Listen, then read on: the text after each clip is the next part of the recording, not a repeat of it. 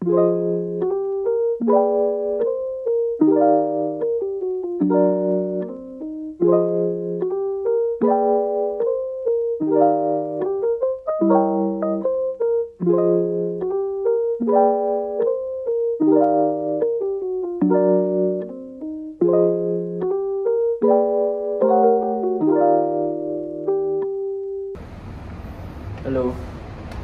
good morning. First of all,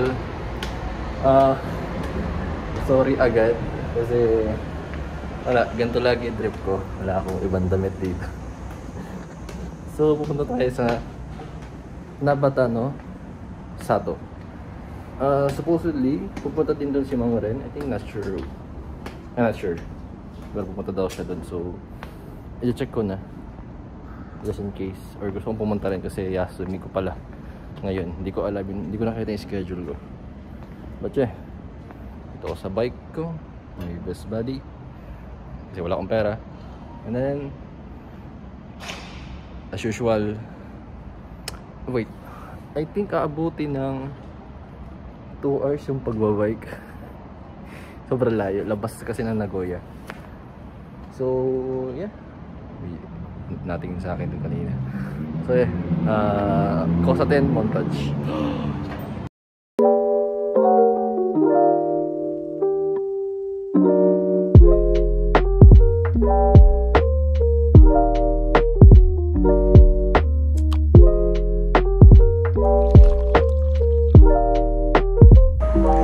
1 minute pa lang ako nagbo-bike, may park na naman dito. Grabe, ang daming park, pati shrines. Try ko pasukan, wait lang.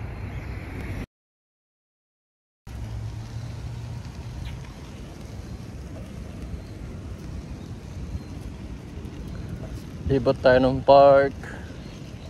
Tignan natin kung anong maganda dito na place.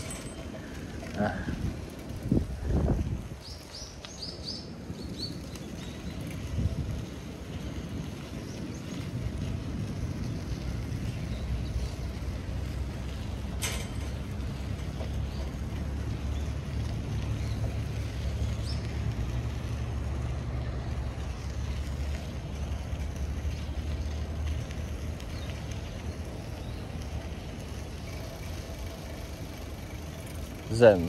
Meron nakakita ng ganito sa personal. Sa anime ko lang nakikita ito eh. Ito yung pinag-practicean na ata ng soccer. Not sure kung pwede pumasok dito pero gagawin ko na. Mukhang bawal. Wait, liko ako. Yeah.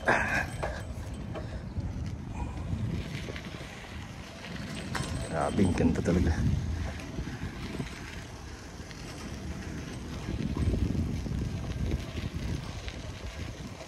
Another park. May nag-yoga doon. Nakikita sa camera. At yeah.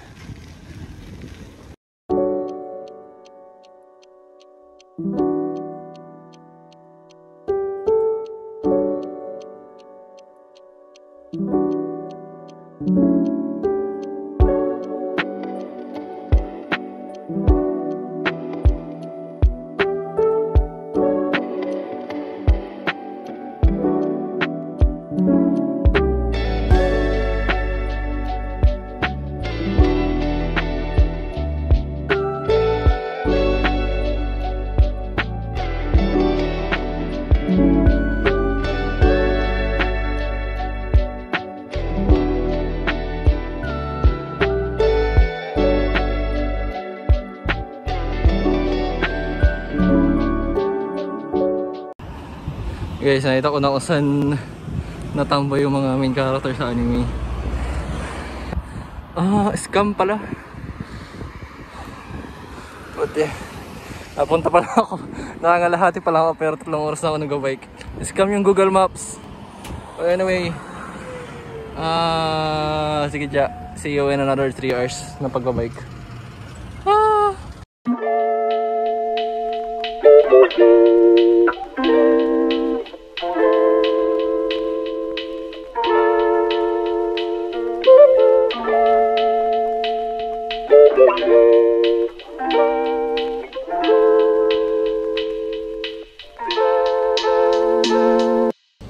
Pinaka weird na kotse na nakita ko today.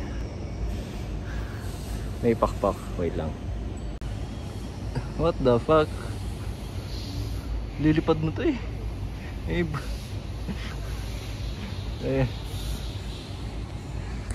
Not sure kung nasan ako. Pero bye ulit. Bye.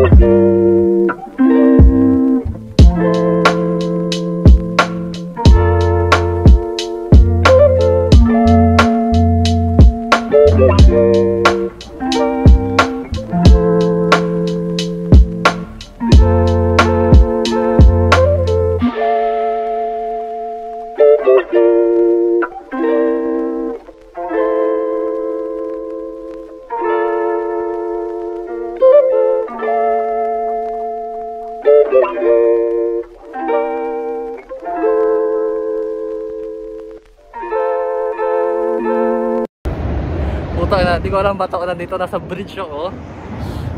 Tapos katabi niya sa dagat. Oh, what the hell, pati hindi ko alam, naalog yung bridge kung mukhang hindi halata sa ano, sa camera. Pero yeah, time check. Anong oras na ba? 1:30. I think 30 minutes away na lang ako sa pupuntahan ko. Pero yeah, tangin ng bridge to. Ang weird sa Japan. Ang taas na ito actually. Tapos naka-bike lang ako. Sige, mamaya na lang. Ayan, nandito na ako. Tanabana. Nabana. Hindi ako marunong magbasa. Pero yeah, time check ay 2:10. Putang ina. 9, 10, 11, 12. 10, 11, 12, 1, 2, 5 hours. 5 hours ang bike. Pero check ko muna kung try ko pumasok para kung may entrance dito, like 500 pesos. So check ko muna and then yeah.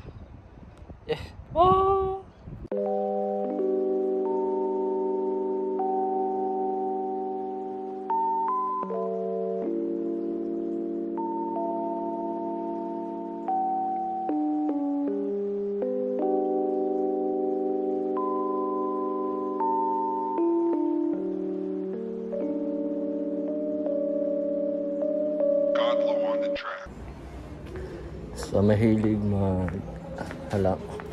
Putang na. Wala. Hanap ko rin wala akong kapatid. Ayan lang guys, sige niya. Ayan.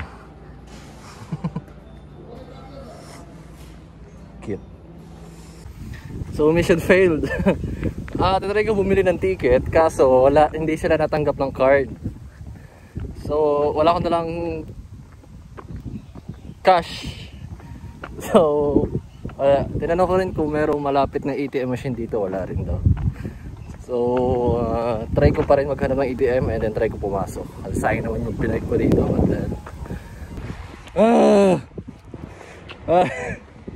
Di ba payag na wala akong napala sa pagbabike ko ng 5 hours.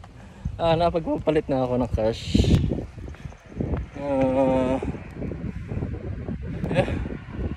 Ibig tayong ticket. I'm in. About ticket. 1,700 yen. Basically, yung 700 entrance. Tapos mayroon kang coupon na 1,000. Pwede mo siyang gamitin sa loob. So may mga cafe. Itim ko na, what the hell. Mumura na ako. Pero yeah, I'm in. Oo nga pala, 1,700 is around 600 sa pesos, I think. So yeah, libot-libot muna tayo.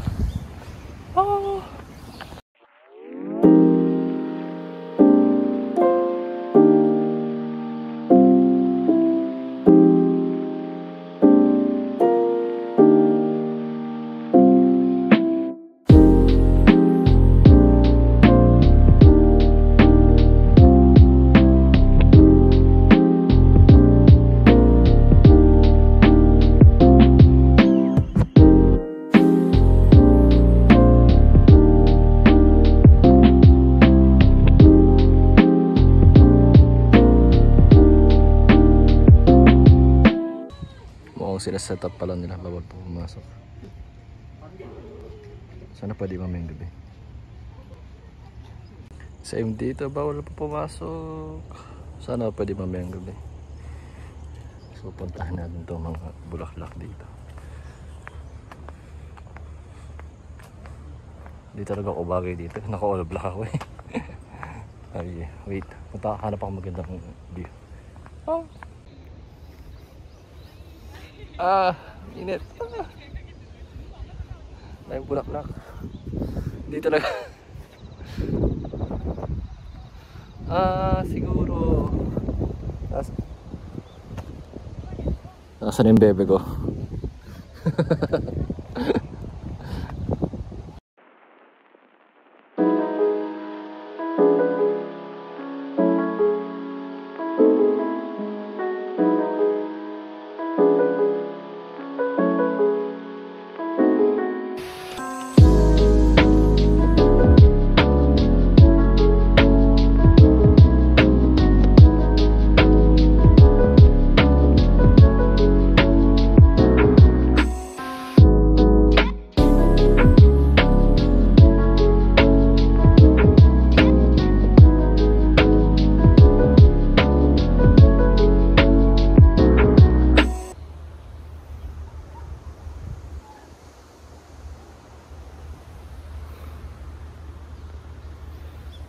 Wala mag-isa. But yeah,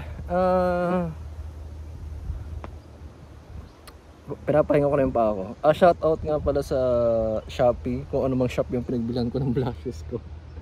Hindi pa rin nasisira, oh. Almost 5 oras ako nagbike pupunta dito. Kasi sobrang ganda niya. Hindi ko pa siya nalilibot lahat, nagpapahinga lang ako. Pero para akong ano dito eh, all black, puro bulaklak yung nasa harap. Nice. Sarap nakakawala ng stress. Rin kung pupunta ka dito, mas maganda kung pumunta ka ng gabi. Sana gabi yung schedule nyo kasi may lights sila, pailaw. Try ko tignan mamaya kung bubuksan nila o hindi. And then para mas maganda rin kasi may mga sakura trees. Kung hindi nyo pansin doon banda, ayan, ayan mga yan, sakura trees yan, pero hindi pa sila nagbo-bloom. Around March, end of March, pati start ng April. Gala din muna ulit ako. Bruh. Oh, masarap. What the hell? 1,950 yen. Tapos may coupon akong yun yung kasama sa ticket kanina. 500, 500. So 1K. So 950 na nabayaran. Try kong kung pwede magbayad sa credit.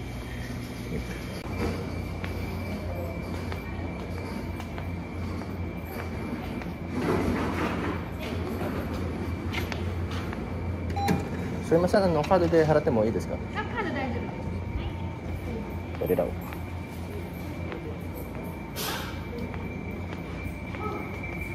Bilihin natin.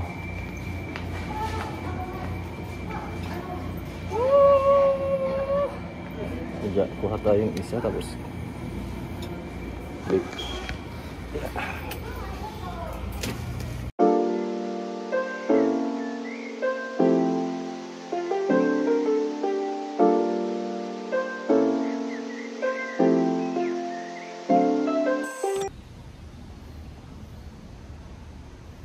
Okay, time check, it's 5:15. I don't think mabubukasan nila yung mga ilaw. Then kasi parang hinahanda pa rin nila yung mga lights sa winter kasi puro white yung lights na nakita ko. And then yeah, I think I'll go na another 5 hours of may isda na to dun. Okay, another 5 hours ng pagbike. Or siya pupunta dito pag peak season like winter or sakura Ito maraming puro ng sakura dito. Not sure kung sakura to. Pero yung mga maraming anong sakura. But yeah. Punta ako dito ng peak season kasi may coupon ako na hindi ko nagamit. Sayang naman. Okay. 1,700 yen, 1,700 yen. Peso ay almost 7 to 600. I think worth naman siya pag peak season. Or kung ayaw ng peak season, punta ka dito ng ano, ganito. Like, sobrang nakakalma. May BGM din sila.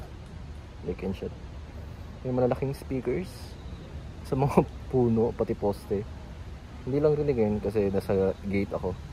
Pero sa main, dun sa flower fields kanina. Gate, ano. Oh, looks na lang ilaw.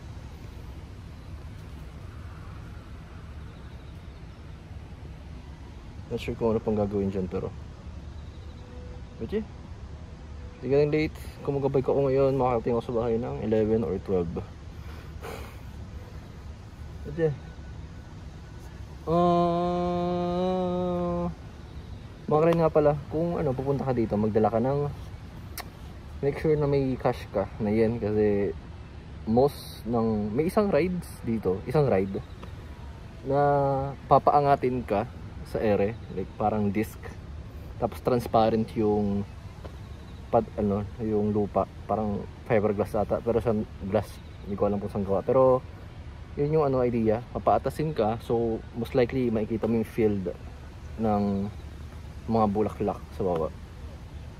Yun lang, hindi sila natanggap ng yung coupon, hindi sila natanggap nun, cash lang talaga. I think 600 yen isang adult.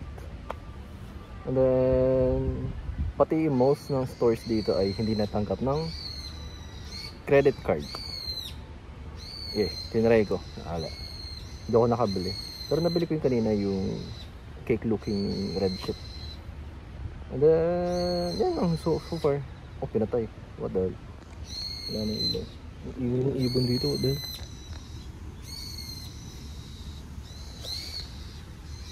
Yun. Para may mamamatay ako ata joke lang. Pre, worth yung pagbabike? Yes, I think worth. Siguro mas worth to kung may kasama kang bebe. But yeah, may nakakimono, ang cute. So yeah, bye. Ano yung nakakimono? Kapit na yan, tumunog yung bell, mga 5:20, tapos binuksan na lang yung mga ilaw sa puno. So last video.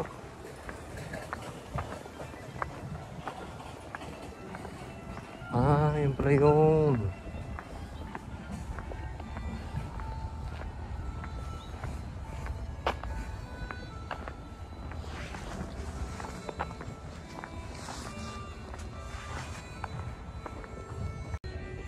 Oh, variety oh. Tingnan mo. Green, favorite color mo.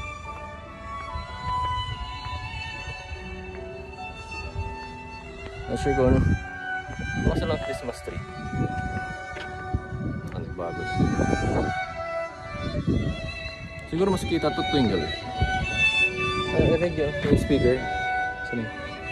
May BGM dito.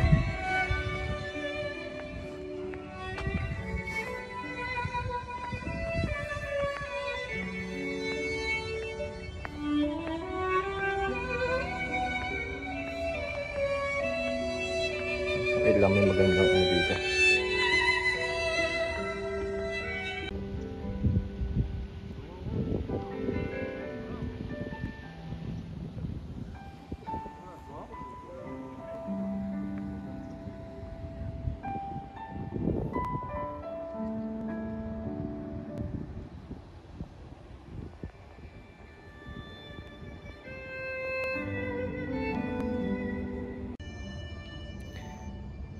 Napastay ako, ang ganda. Ang ganda ng BGM din. Kasi ang ganda ng view. Yeah. Sobrang worth pag pupunta ka na ng gabi.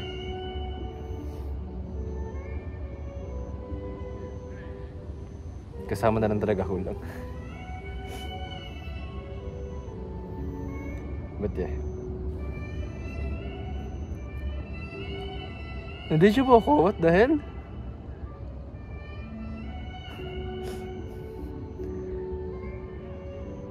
Hindi siya po.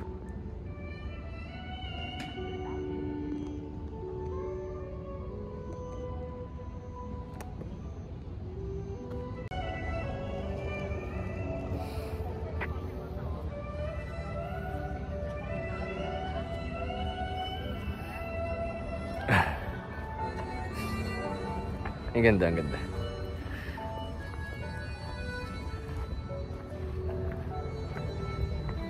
Punta kayo dito, please. Mas maganda siya sa personal.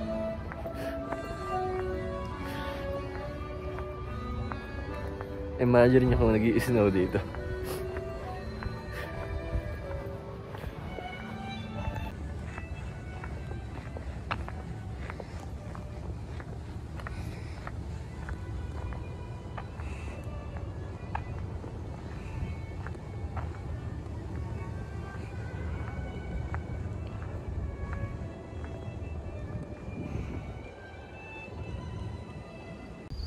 So I went back to check kung pinuksan niya yung ilaw dito.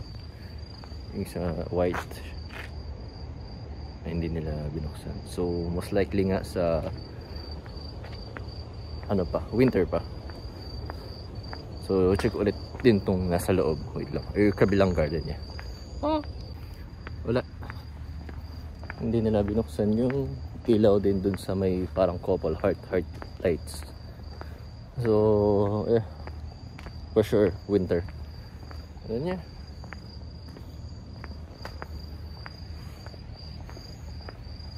Siguro uwi na ako. Na witness ko na naman lahat. And then yeah, thank you for watching. And then I guess ano na lang ulit, Cosatén montage. Cosatén pala meaning is intersection or ano mo yun, may mga stoplight shit. Kaya ako tatawag na montage kasi puro stoplight lang pinapakita ko. Sige dyan.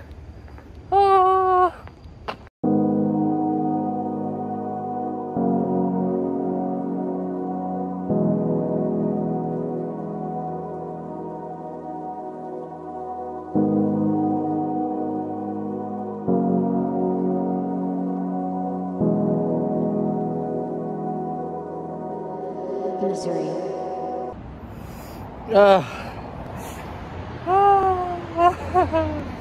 Nakauwi rin 9:15.